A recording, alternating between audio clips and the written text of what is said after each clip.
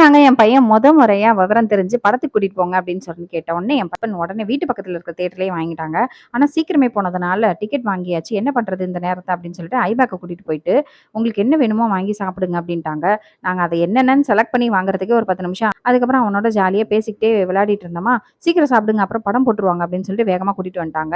அப்புறம் உள்ள போய் பார்த்தா நிஜமாவே படம் போட ஆரம்பிச்சுட்டாங்க. ஐய்யய்யோ! ஃபர்ஸ்ட்லேருந்து பார்க்கணும்னு நினைச்சேனே என்னடா பண்றது அப்படின்னு நினைச்சிட்டு இருக்கும்போது தான் நேமே போட்டாங்க. அப்பாடான்னு ஆயிடுச்சு. அவன் நல்லா சீரியஸா தான் உட்காந்து பார்த்துட்டு இருந்தான். ஆனா எனக்கு தான் என்னமோ ஒரு மாரி இருந்தனால, பாப்கார்ன் வாங்கி குடுங்க அப்படின்னு சொன்னோனே, பேசிக்கிட்டு சாப்பிட்டுட்டே பார்த்துட்டு இருந்தோம்.